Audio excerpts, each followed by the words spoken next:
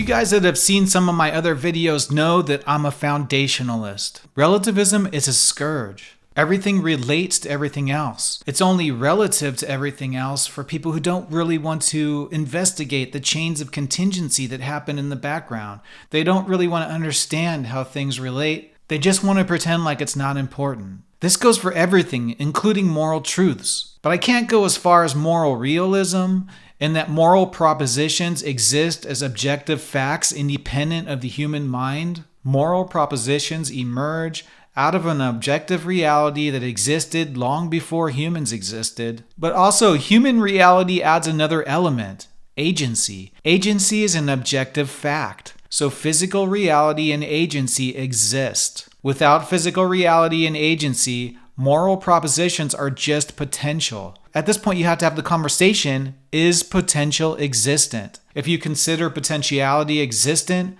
now you have physical reality, agency, and potentiality as objective fact. In that case, I can see how moral propositions can exist independently as potential. But myself, I think potential is conditional. It may be possible, but not existent objectively until it becomes actual. If that's the case, moral propositions only exist in our physical reality without agency conditionally, but not actually. Moral propositions become inevitable when you add agency. Then all the conditions are in place for the emergence of an objectively founded ethic. Just one more time, when the conditions are in place, objectively founded ethics emerge inevitably. So objective reality exists as the foundation for moral principle to emerge, meaning moral principles are not relative, nor are they completely objective. You really can't have moral principles without objective reality and agency, but when you do have objective reality and agency, moral principles inevitably emerge.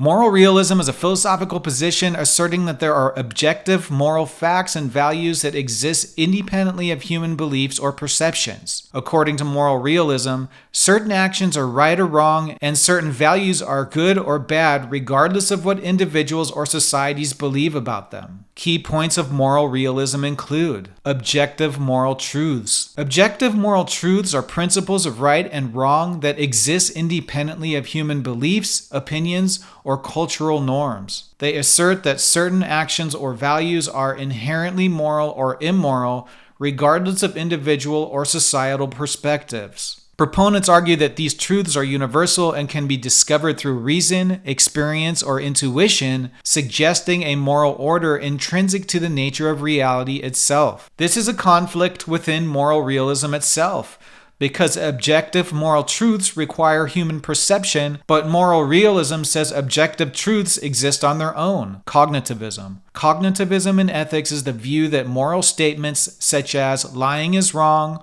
or helping others is good express propositions that can be true or false. This perspective asserts that moral language functions similarly to factual language, meaning that moral claims are capable of being evaluated for their truthfulness based on objective criteria. Cognitivists argue that when we make moral judgments, we're not merely expressing emotions, issuing commands, or describing our preferences, but rather stating facts about the world that can be supported by reason and evidence. This stance contrasts with non-cognitivist theories, which view moral statements as expressions of subjective attitudes or prescriptions that cannot be true or false. Cognitivism thus supports the idea that moral knowledge is possible and that ethical debates can be resolved through rational discourse and empirical investigation. Critics of moral realism often argue from various perspectives, including moral anti-realism, which denies the existence of objective moral facts.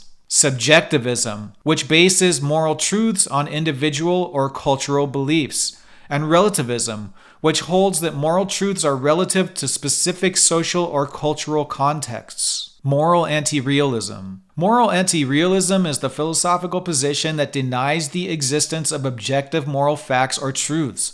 According to moral anti-realists, moral statements do not correspond to any independent moral reality, Instead, they reflect individual or cultural attitudes, emotions, or social constructs. This view suggests that moral statements are subjective, varying from person to person and culture to culture, without any universal standard by which to measure them as true or false.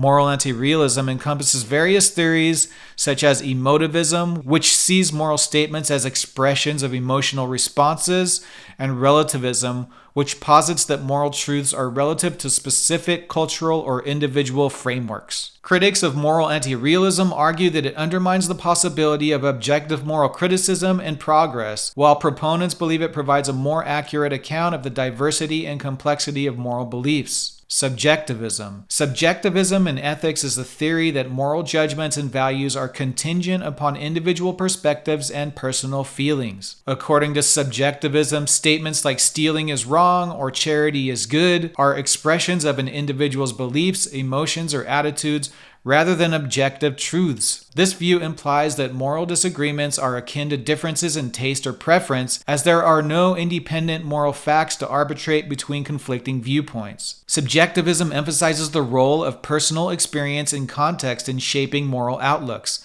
Suggesting what is right or wrong varies from person to person. Critics argue that subjectivism can lead to moral relativism, where any action can be justified based on individual belief, potentially undermining the possibility of universal moral standards or common ethical ground. Relativism. Relativism in ethics is the view that moral principles and values are not universal, but are instead relative to the cultural, social, or individual contexts in which they arise. According to relativism, what is considered morally right or wrong varies across different societies and historical periods, and there's no objective standard to judge these differing moral systems as superior or inferior to one another. This perspective emphasizes the importance of understanding and respecting cultural diversity in moral practices and cautions against imposing one's own moral framework on others. However, critics of relativism argue that it can lead to moral paralysis or tolerance of harmful practices, as it denies the possibility of universal moral truths that can be used to criticize and improve societal norms. Relativism thus raises important questions about the nature of morality, cultural understanding, and ethical judgment. It's very true that we have to have agency in order to have goals. To make ethical decisions, there has to be concepts or goals in place to drive the justifications. This doesn't mean all goals are created equal.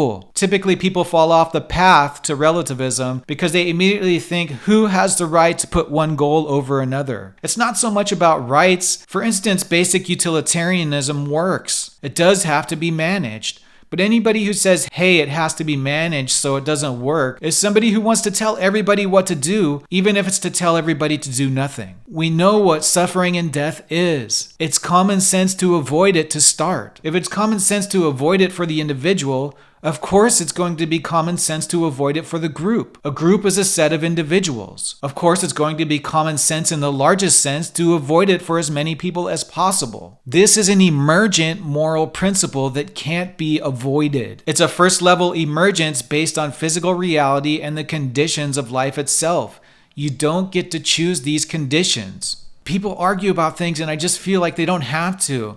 Objective moral propositions are neither completely objective nor completely subjective. If reality doesn't exist, human perception doesn't exist. If human perception doesn't exist, reality can exist, but moral principles can only exist as potential. If you like this kind of philosophical subject matter, help us out by liking the video and subscribing to